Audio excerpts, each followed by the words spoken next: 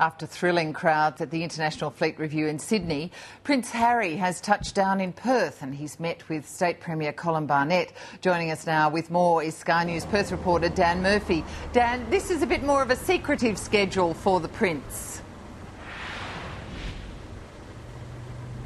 It is, Helen, and that's the really interesting aspect about it. Look, we understand that at the moment the Prince is meeting with officials at Campbell Barracks, which is a major army base here in Perth. He has been inside for more than 45 minutes now, and where he goes to next is still very much a mystery. What we do know, though, is that he flew in this morning with the Prime Minister, Tony Abbott, and was met at the airport by the West Australian Premier, Colin Barnett, and his wife, amongst a throng of security. They did manage to have a brief meeting at the airport, the Prince, the Premier and the Prime Minister. We managed to speak with the Premier, Colin Barnett, after he emerged from that meeting. He described the Prince as charming. Take a listen. A very nice young man, and just chatted about his trip, and very pleased to be here.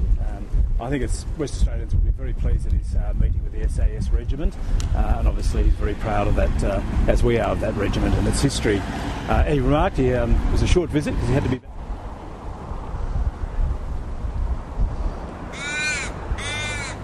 So Dan, quite an extraordinarily quick visit for the Prince to Perth.